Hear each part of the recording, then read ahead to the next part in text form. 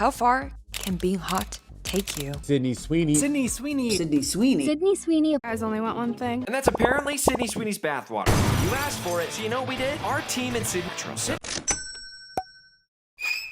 You can take the dude out of the country. You can't take the country out of the dude. You can't take the country out of the dude.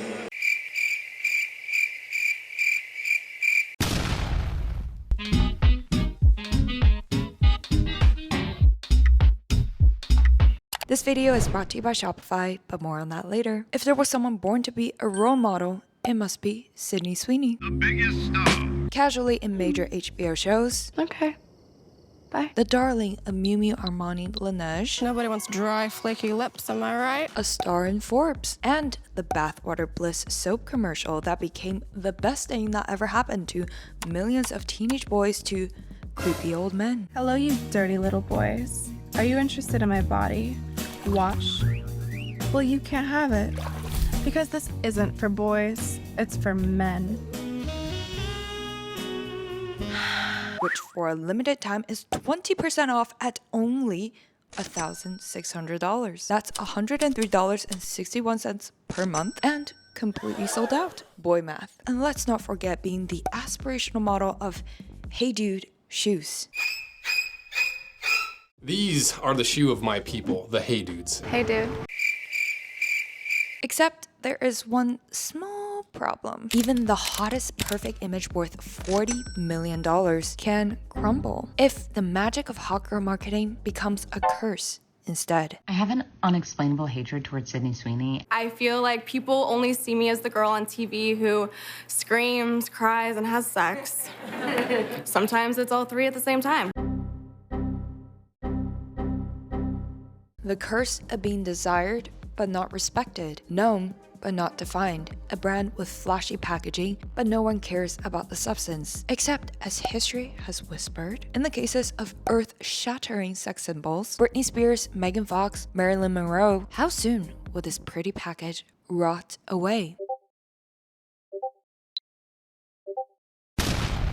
What is the difference between a Beyonce and a Britney Spears? Why do girls love Sabrina Carpenter but not so much Sydney Sweeney? And how can you build a brand that lasts longer than just a teenage face? This is such a hard question for me. That's exactly the mystery we'll uncover today. But not only that, as your marketing bestie who graduated top 1% UCLA Business Economics, we're going to explore how no matter if you have a bombshell body or not, yes, you can build a successful brand to help you down your career. Because by brand, I don't just mean slapping your name on a soap. Branding is about how your future client, future boss, future boyfriend sees you.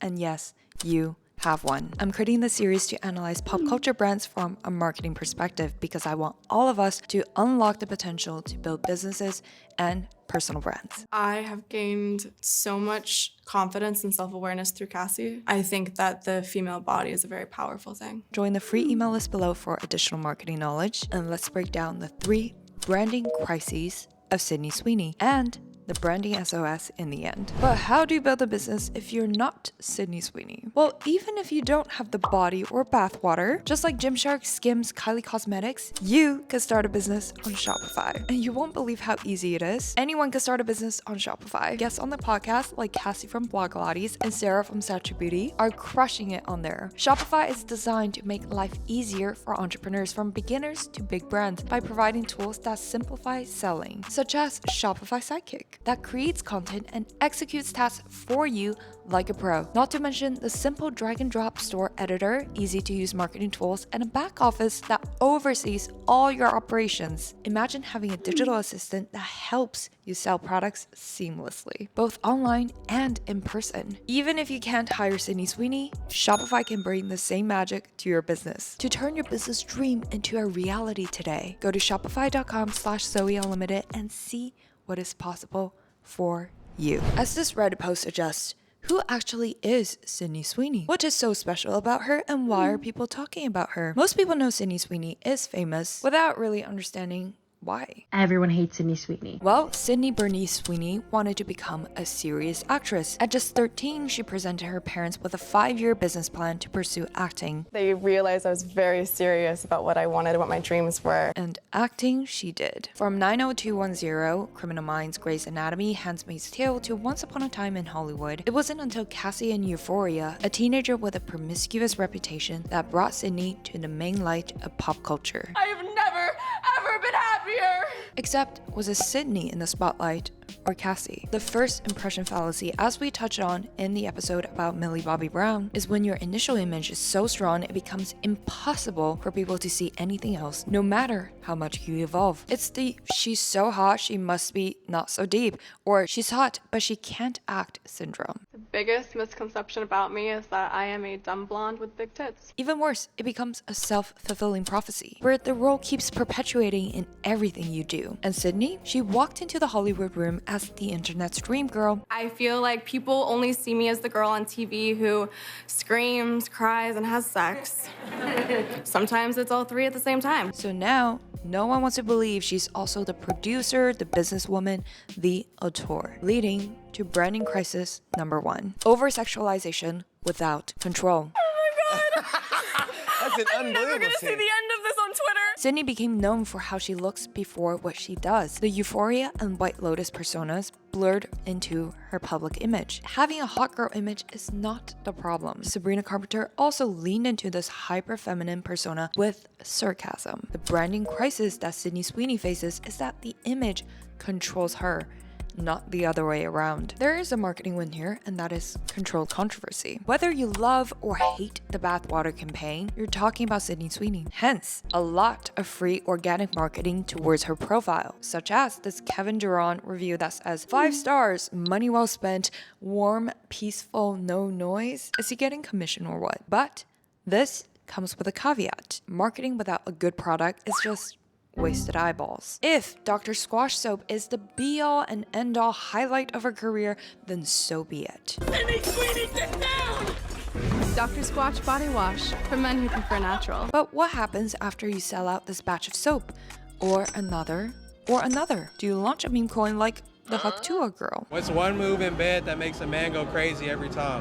You gotta give him that Huck to it. With a beautiful, bright future. Either way, it's a win for Dr. Squatch, because even after Sydney, they can just use another bombshell blonde and continue selling soap or whatever appeals to the male fantasy. But for Sydney, what happens after the soap? Is she ready to retire as a soap girl? Or finally confront the fact that despite all these commotions, no one really is here for her true talent? And not only is she being exploited like an object right now, she affects me. You're swooning over Sweeney. I'm swooning over Sweeney. she also lost respect and connection with a female demographic. Sydney, what are you doing? What the fuck?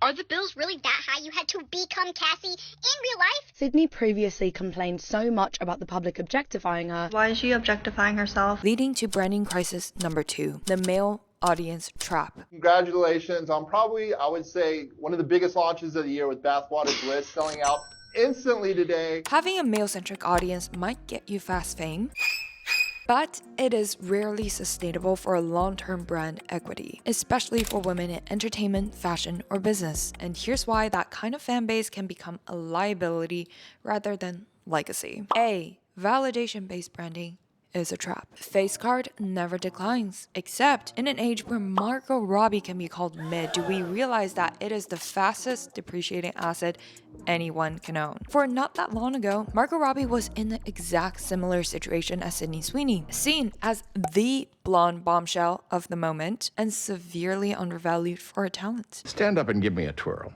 Now? When your appeal is built on being desired, not understood, your value becomes external, subject to trends, aging, and attention spans. The second you stop catering to the male gaze, they scroll, and suddenly the engagement dips. We'll talk about how Margot Robbie broke this curse in a bit. But B, no buying power, just viewing power. Men might double tap, but they don't convert. The bathwater soap collab is an exception. But luxury fashion, skincare, wellness, aspirational media, these markets are driven by women. If your audience is 70% men and you're trying to launch a lifestyle brand, good luck moving any product. It's probably one of the reasons the D'Amelias had a hard time selling neon heels to the little teenage boys who followed them for their looks. I love you so much. We love you so much. Charlie, let's go. I love you, Charlie, you're the go. Hence, for Sydney Sweeney, she'll be stuck in selling soap or anything sexual. C. No community flywheel. Women build community. They talk, comment, tag, recreate the makeup looks, buy the outfit, start a Pinterest board or thread. Men, they lurk, they consume, they don't co-create. That means no fandom, no movement, no brand moat. Sabrina Carpenter has fans. Beyonce has fans. These are also hyper feminine women. But Sydney Sweeney, she has followers who only follow her because she's hot. But the minute her followers find someone hotter to spend their soap money on, or God forbid she has any slight changes to her appearance, these are the first ones to dip. No wonder Cassie gets up at 4 a.m. for an anxiety-filled marathon of beauty routine. And that's the difference between Hepburn and Monroe. Both are iconic, gorgeous women, but one embraces aging gracefully without ever losing queen status, and the other is constantly harassed because of her pretty privilege and serves as a cautionary symbol for most women rather than an aspirational figure. This is why Beyonce is still crushing it on her world tour as the queen she is at 43, while Britney Spears feels like a distant memory. Who are the most powerful influencers who can withstand time and aging in the digital age? Oprah and Martha Stewart. One's a billionaire and the other is worth $400 million. And that comes with the accumulation of time, the arch enemy of hot girl privilege. Because remember, hot girl privilege is not a real business plan. It's a depreciating asset that can get you in debt. Even Kim Kardashian, who started out as a sex symbol, eventually pivoted to the girl side by becoming somewhat relatable. Because it's iconic. And I love to do iconic shit. And aspirational as a female entrepreneur. I have the best advice for women in business. Get your fucking ass up and work. And that is the biggest difference between Sabrina Carpenter and Sydney Sweeney. One appeals to the female audience, one appeals to male. One has true fans, the other is reliant on her body to sustain followers. One is in control of her hyper-femininity and mocks the male gaze. Hey man! Which, yes, I know the internet is mad about the man-child cover, but I think it's an interesting and sarcastic play on the male gaze, which in itself is a genius marketing strategy. More on that later. And the other is being controlled within the realms of the gaze, never having much to say or a voice at all, leading to branding crisis number 3, playing it too safe. Ironically, while playing a risque image, the brand underneath is a bit bland. Sydney is undeniably stunning, but so are thousands of other it girls on your For You page. What makes her different? What does she stand for? She's playing characters, not showing character. And that's the issue. She does not drive the conversations. Sydney Sweeney trends when others write the narrative. Rolling Stone shoots, Euphoria monologues, bathwater soaps. But when was the last time she posted, said, or did something that shifted the culture on her own terms? And when terms defined by others aren't exactly making her likable, like the soap, that is quote-unquote setting women back 1,000 years, that's an issue. I was asking about your soap. Where did that idea come from? It just came out of the air. And for someone who actually wants to be taken seriously as an actress, producer, a creator, not just a muse known for her nude scenes, here are some rebrand thought starters. First, power shift. Margot Robbie faced the exact dilemma. Naomi in The Wolf of Wall Street was stunning, sexualized, and underestimated. But instead of milking that role forever, she used it as a launchpad, not a life sentence. How? While everyone was still casting her as the hot blonde, she stopped waiting for serious roles, funded and produced them herself. I, Tonya 2017, incredible performance, and repositioned her as the underdog anti-heroine, started building a relatable girls girl brand. Promising Young Woman 2020, genre blending feminist revenge. Barbie 2023, postmodern brand subversion. She created culture IP. Barbie! And signed off with her own name. She let the work speak louder than her words. The lesson here, if they don't give you the role, create the role yourself. Second, hyper feminine as a weapon of choice. Here's what Sabrina Carpenter gets right. Pretty is expected. Personality is addictive. Yes, she's hot, but the personality hits first. The humor, the camp, the drama, she's a walking punchline with main character energy. Man, this is not a beauty counter. I'm going to need you to fly. And makes jokes out of the bad girl trope in a smart, self-aware, and hilarious way. Now, control controversy is always a slippery slope because even Sabrina Carpenter can draw misunderstandings, especially with her new album release. But the difference is, she already built a strong enough foundation where her core fans understand. The main message behind her girliness is always a play on her appeal, and that she is in control. Whether that's men fighting over her to their death, her at her ex's funeral, to her newest music video, with a bird landing on the turtle, symbolizing that she, as the bird, can fly away any minute and will not let the men slow her down. She has a choice to pick the next ride, the next man. Sabrina doesn't reject the feminine. She chooses it as her weapon. Sydney Sweeney is on the wrong side of that weapon. But the good news is, the revolver is actually in her hands. Third, association. This is everything and anything that she is associated with, from the people to the brands. The soap collaboration of Bathwater Bliss and Dude Shoes just further removed her from the aura of an it girl and any potential aspiration from the female gaze. I have never thought you could describe a shoe as looking punchable, but these look absolutely punchable. It's an easy cash grab and sure, can be a cheeky joke, but damages the long-term brandability of the Sydney universe. Doing something unconventional does not need to damage your brand. Look at Charli XCX. She moved from forgettable mainstream pop to brat, yet that only added to her brand. Addison Rae began doing very campy bits, but that only made her a mystery. Don't play with sarcasm if you have to explain it. Girl boss, you can do it. You go, girl. You were born to shine. And we're kind of just having fun, being a bit sarcastic with it. It's very slapstick. Whether you're an entrepreneur or building your own brand, for homework, take out your notes app. Ask yourself first, what is your first impression trap? What trait, role, or label are you still boxed into? Second, scroll through your own content. If someone cropped out your face, would your brand still be recognizable? Third, write a caption or bio without mentioning your job, looks, or niche. Can you still make people feel something? If you learned something here, send it to someone you love, give it a 5-star rating. For email list, resources, all links are below. This is your marketing bestie, Zoe Unlimited. Episodes are available on all podcast networks, Apple, Spotify, YouTube. And if you like this video, make sure to check out these other 2 I made just for you.